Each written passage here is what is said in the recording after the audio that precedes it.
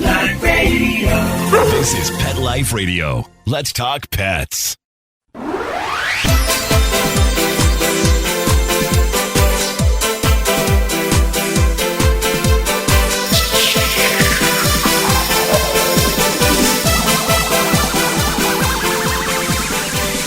Hello, you're listening to Animal Party on Pet Life Radio with me, Deb Wolfe. And today I do not have a guest.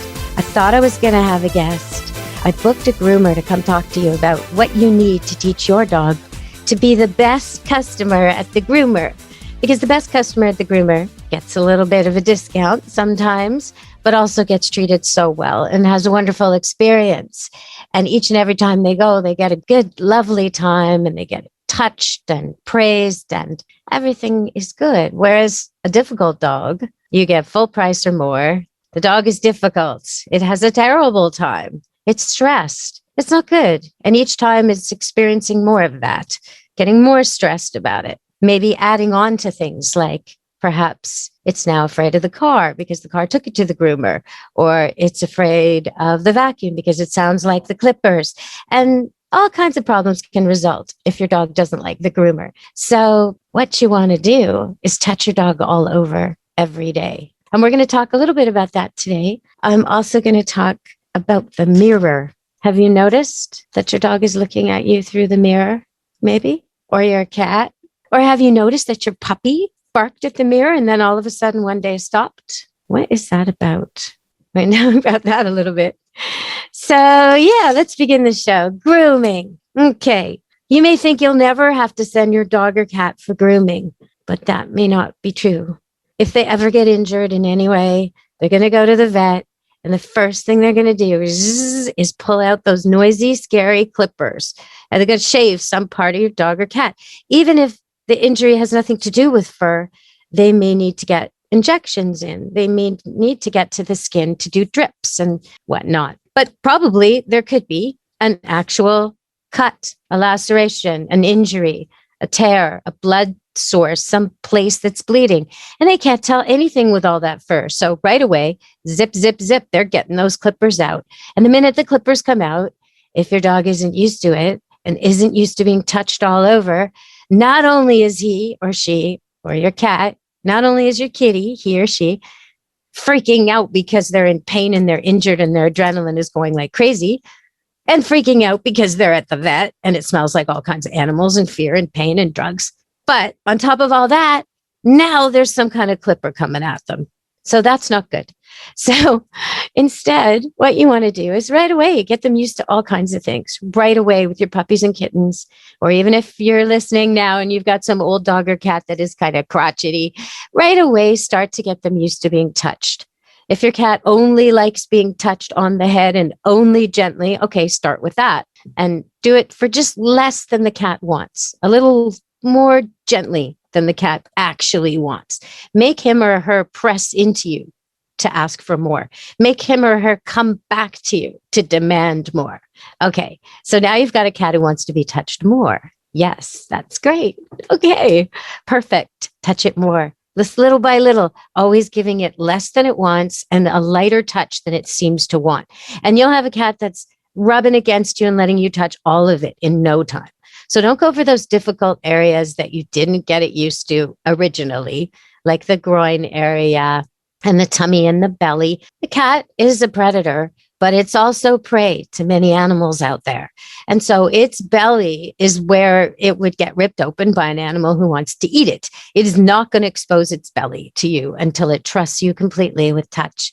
So touch it everywhere else. And gradually, one day, it'll offer its belly. And you'll be able to stroke always lighter and less than the cat wants. Or what you'll find is it'll grab you with all its claws and kind of hug you in. And make sure you're wearing long sleeves for this.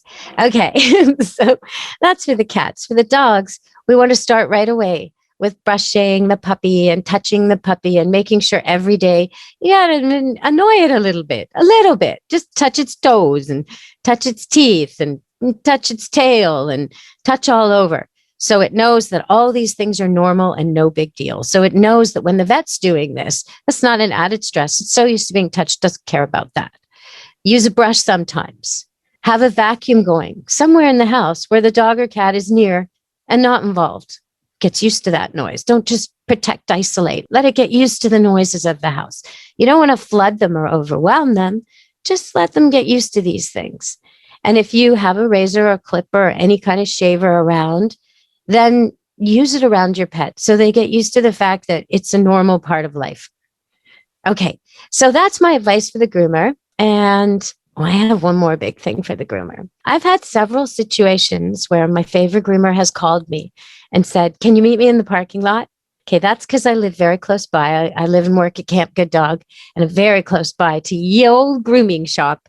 And once in a while, she'll get customers who are just so upset about leaving their dog, so stressed that the dog picks up on it. And it's amazing how quickly the dog's mood will change. So the people think the dog doesn't want to go to the groomer. The dog's afraid of the groomer. Oh no, they jump to wrong conclusions, like maybe something bad happened here.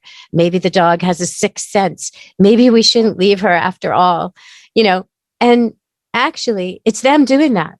So if I meet them in the parking lot and talk to them and get them to pretend to be happy and get them to prance around a bit, maybe get the dog to do a trick or two and then march into the foyer, the dog just all of a sudden is happy-go-lucky, la, la, la, and wants to go to the groomer. And it's striking how often this happens. So if you're stressed, your dog will be stressed. Don't be stressed. It's just a haircut. It's just a haircut. Same for the cats. It's just a cleanup. All right, everybody, we're going to go to break and come back. And I want to tell you about 200 feral cats that probably wouldn't expect to see where they are. It's outstanding use of animals. Okay, so stay tuned to Animal Party on Pet Life Radio with me, Deb Wolfe.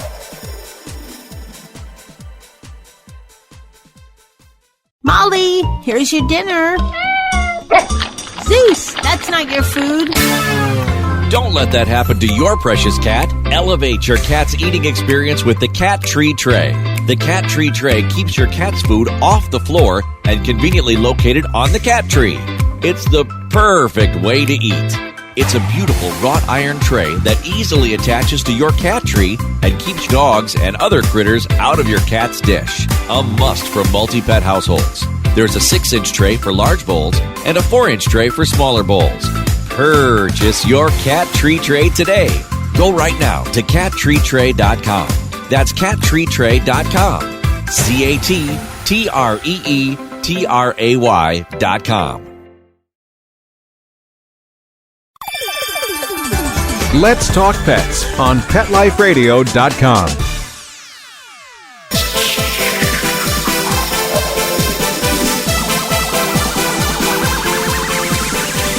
Hello, you're back on Animal Party on Pet Life Radio with me, Deb Wolfe. And I saw in the news a great little article about feral cats, a feral cat colony, 200 of them, which, I'm always into. I'm into trap, neuter, and release. I do it at the Abbotsford Airport, and I've been involved with it in many different ways. The idea is there's some cats living somewhere in the wild, and they're securing a territory. They're keeping it rodent-free and pest-free, and they're doing their thing. But they don't want them to over-reproduce. They don't want them to become out of control. And yet there's no homes for these cats, and they're completely wild. So what do? You trap, neuter, and release. So you trap them.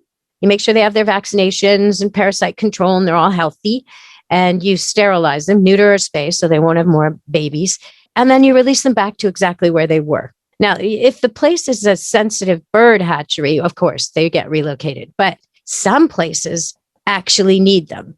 And one of the happiest places on earth needs them. Disneyland is the place where they use 200 feral cats to control the rodent population. So well done, Disneyland. It's such a better solution than poison. Definitely. Okay.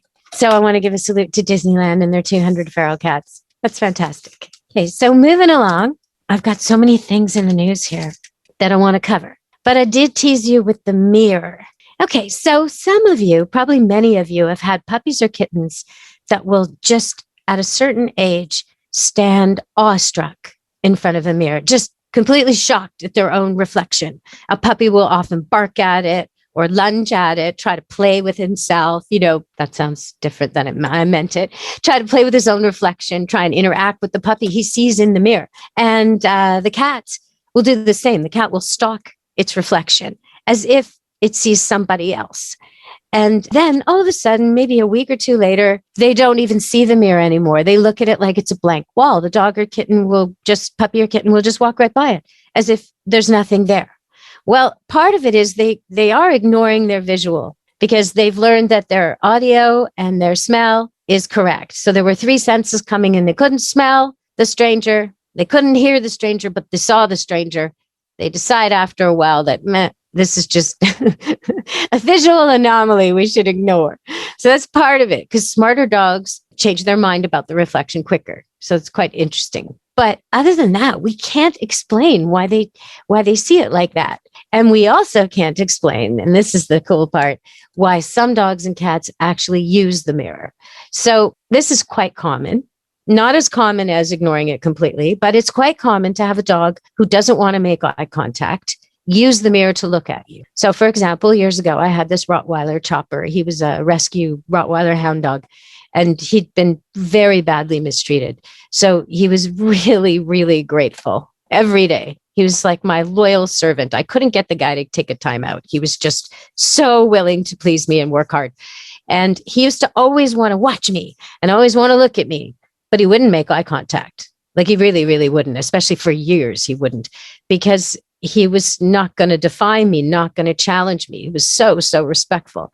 But whenever we were around a mirror, and in one part of my home, there's cupboard doors that are mirrored, he would use the mirror to stare right in my eyes through the mirror, look into the mirror at me. I would feel watched, and I would look in the mirror and see him staring at me.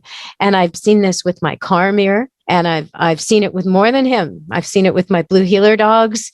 And quite a few dogs will use the mirror to look at you. So if you don't think your dog is doing it, check that out.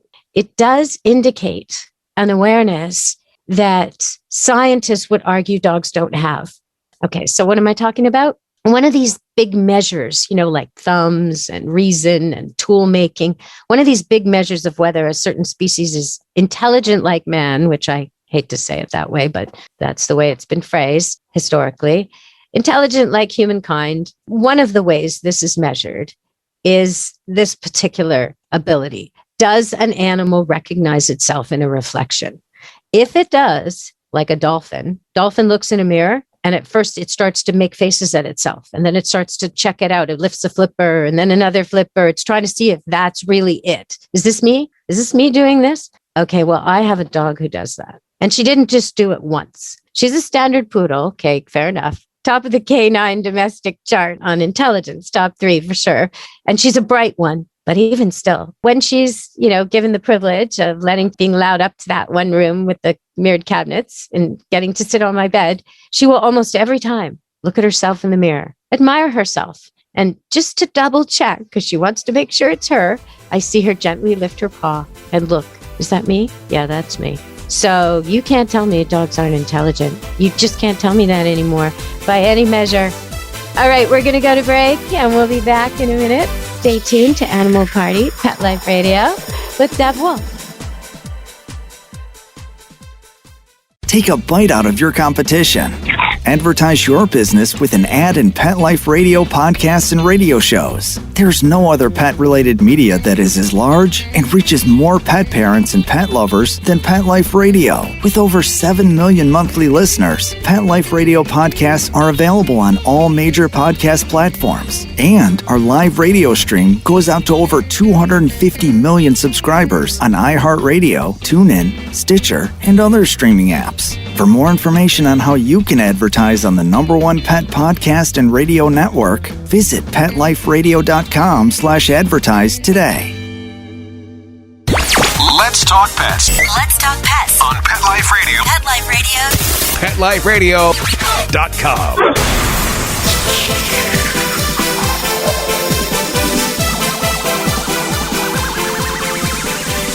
Hello, you're listening to Animal Party on Pet Life Radio with Deb Wolfe.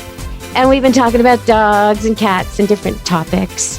And I want to give you an alert it's a bit of a heads up to a show I'm going to be doing very soon as I can get Dr. Jory back on the show. My own veterinarian alerted me to this. My local vet at Haney Animal Hospital wanted me to know about this, and he wrote an article for the paper about this. And it's something I've been hearing a buzz about for a while. So I contacted Dr. Jory to see if he'd come on air and discuss it, and he will. But dogs are dying, and they're dying from intensely increased enlarged heart. And it's just terrible. They're young, healthy, happy, otherwise perfectly sound dogs get this problem where the heart loses its capacity and strength to pump the blood into the blood vessels, and they get heart failure. Doberman Pinschers, Great Danes, St. Bernards, Newfoundlands, but also, those are kind of the big, deep-chested dogs that we kind of worry about with heart problems, but also English Cocker Spaniels, American Cocker Spaniels. Those dogs, they were always predisposed to it. And so it was always a worry with them. But it's now showing up in all kinds of breeds, Whippet, Shih Tzus, Bulldogs. It's called DCM, dilated cardiomyopathy is the full term. And the only thing they can see that might be causing this, the big suspicion at the moment, there's no proof, but the big suspicion is that it's the high-end, expensive, commercial pet food that is grain-free. So I'd say it's alarming because so many of the people who are using these grain-free diets are the people who wanted to spend more to do the right thing. Golden retrievers, Labrador retrievers, doodles, poodles. And what happens is, they end up going to the vet and their heart is enormous and they die. And the only cause they can think of is these grain-free diets. So what do you do? Well, if you're asking me, and my dogs live a long time, and I've been doing this a long time, and I've been watching what my Camp Good Dog boarding kennel customers feed. And I notice the trends, right? I notice when all of a sudden everybody's sending these weird buckets of octopus and tripe and raw this and raw that and rice and different things. I notice, okay? It's changed a lot over the years. Some of this stuff looks more like sushi, and people sending literally cans of tuna or sausages or whole fish. I mean, we've had everything sent here, every kind of dog food, dry and wet and homemade and raw, every kind you could think of. And some of it is quite disgusting to handle and deal with. And I do worry about the issues, not here, but at home, when they leave it out too long. What's the temperature actually? It was frozen. Now it's thawed. Is it going back in the freezer? Did the dog eat it all? Did somebody else touch it? Like a little kid, put their hand in their mouth? I worry about these things with raw. I worry about the extremes like this, the grain-free. I never went for grain-free. I had customers questioning me, some of my puppy buyers. Why aren't you using grain-free? It's the best. Why are you feeding so much grain to your dogs? Because what I've been choosing is Royal Canin for the last few years. And for my puppies, and my nursing moms and pregnant moms, it's puppy development. And for everyone else, it's adult. And hypoallergenic is their favorite just because it's yam and duck. So yam and duck, yeah, that's what they get. And I've always believed that dogs and cats deserve food, not just dry kibble. It's like me. If I was eating cereal every day for every meal, for me, that's just too much. It's great to have a bowl of cereal every day. It really is. I usually start every day with a bowl of cereal because then I know I got something in me and it's healthy and I'm starting balance. My stomach's not empty. That's how I feel about kibble. When I feed dogs breakfast and dinner, which I do, there's always kibble. And then there's usually something else. Sometimes it's half a can of Royal Canin wet food mixed with water to make it interesting, like for the puppies who are learning to chew. Or sometimes it's eggs from my own chickens cooked up. That's their favorite. They love it. All the dogs and all the puppies love the eggs. Sometimes it's a stew of yams and meats and, all kinds of things. Depends. If a dog's underweight, I'll try and fatten him up with salmon. If a dog is too heavy, then it might get a different diet. But it's easy to feed dogs. You look at the ingredients label on the best foods you can find that are vet approved, and anything on there is okay to feed them. Same with cats, anything on that ingredients label. But I would suggest stay away from extremes. When something is brand new and touted as the cure-all and the best, and it hasn't been tried for long, like this grain-free, then I think maybe you steer clear of that. So that would be my advice. We're going to have Dr. Jory on a future show. He's veterinarian practicing in the Toronto area, north of Toronto. And he'll be coming on because I do definitely want to have a doctor talking to you all about this topic. And I want to ask him questions about it. But I think moderation is always good. Don't go for extremes and use common sense. So, for example, when I see on the back of my dog food label that it says yogurt and it says carrots and it says beef, just for a few quick examples, it says yams, it says duck, then I know that if I accidentally bought yogurt and I still have yogurt and they're both good, but I'm not going to go through them in time. Do I give it to the dog? Yes, I give it to the dog. Of course I give it to the dog.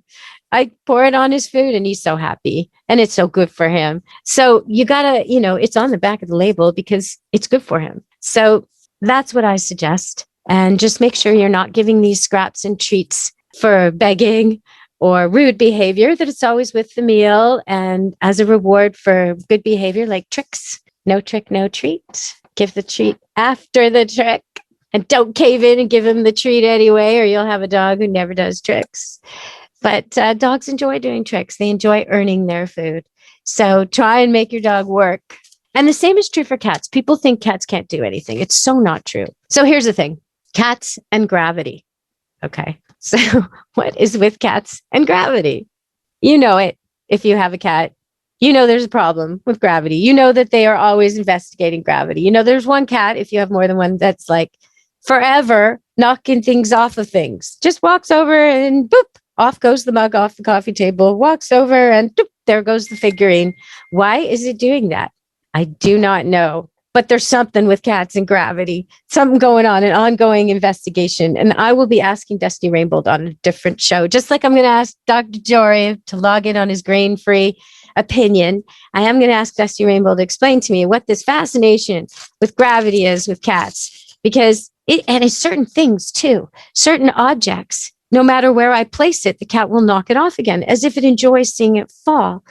Very curious. So before the show began, I was talking with the station master, Mark, about cats. He was saying that his cats are less predictable than his dogs, and he finds them more interesting. And I sort of agreed with him in part, but then I realized I don't agree with him. I think cats are predictable in their unpredictability, like the gravity thing. Sometimes it seems like, oh, wow, who would have thought they'd do that? But you know what? It is totally predictable. That same cat does that all the time. Or, for example, right now on the back of my chair, there's a cat called Bobby who is just going to town. He's in the top of the backrest, taller than me, the seat is. So I don't notice him there, but I can feel the whole seat shaking and he's scratching and he's having a grand old time up there. Very predictable. He only goes up there when I'm on the radio. And before him, my cat before Knuckles, who passed, he used to go up there and do the same thing. So it's predictable. Now, if you didn't know that they did this and you came here and sat in this chair and all of a sudden the cat threw itself into that position and started digging away happily at the back of the chair, you might think, well, that's weird, but it's completely predictable. Every time I sit in this chair, there's a cat on the back of the chair doing that, probably because occasionally during the commercial breaks, I lift my arm up and stroke it. So with a cat, with a dog, there's always a reward. So basically, I've taught this cat this trick. When I'm sitting in this chair, if you jump on the back and act like a maniac, I will reward you. So that's our trick for radio. It's not the best trick for radio, but you know what? If we were doing a visual, it'd be adorable. He's beautiful, gray tabby cat. And if you want to get a look at him, I do have some footage of him posted because he's so friendly with dogs that one of my mama dogs actually welcomed the cat, who's 10 months old now, or roughly, welcomed this young cat in with her litter of newborn golden doodles. And I posted it on my Deb Wolfe Pet Expert YouTube site. So if you want to check on them, if you want to see what he looks like, you'll see him in there cleaning the puppies and hanging out with the mama bunny. Those puppies are now ready to be adopted. 7 of them went to homes. There's just 3 left. But I do have more puppies, and there is more puppy footage being posted today of the 10 Labradoodles born on March 30th. So if you want to see puppy footage, go to Deb Wolfe Pet Expert on YouTube. And if you're local, somewhere in the Vancouver, Lower Mainland, BC area, and you're interested in a puppy in 2021, then please go to doodlepoodlepuppies.com to register. And you'll see there, you can give us a call at Camp Good Dog. I'll just give out the number, 604-515-2267. Give us a call, leave us a message, let us know you're interested in a puppy so we don't lose you in the kerfuffle, because we are being inundated with people who want puppies. So before I go today, I just want to give a salute to this company that made a fantastic commercial. You'll see it on TV. It's for Capri, these little juice box things, these juice pouches. And the slogan is, "Hold my pouch." But it's basically a bunch of kids playing in a neighborhood, and one kid's about to get bullied. So another kid is fast thinking, and he throws a tennis ball, so it lands right by the little victim. And of course, the St. Bernard goes after the tennis ball, comes running over and stands beside the puny little kid who's about to be bullied. And the big kid runs off. Now, the St. Bernard, he's just chasing a ball, right? He doesn't know he's saving the day, but that's what dogs do. That's what dogs do. Every little kid needs a dog friend like that. So I just wanted to salute that company, because normally on commercials, dogs are shown as selfish, destructive, ridiculous, or counter to their breed, like huskies who don't want to play in snow, And this time they got it right. So well done. Okay, everyone, I'll be back with guests next time. Stay tuned for that. And if you want to see more puppy footage, you just go to Deb Wolfe Pet Expert on YouTube. I'll also be posting the usual places like Camp Good Dog on Facebook. So from me, Deb Wolfe, and Animal Party and Pet Life Radio, be good to your animals. Let's Talk Pets every week on demand, only on PetLifeRadio.com.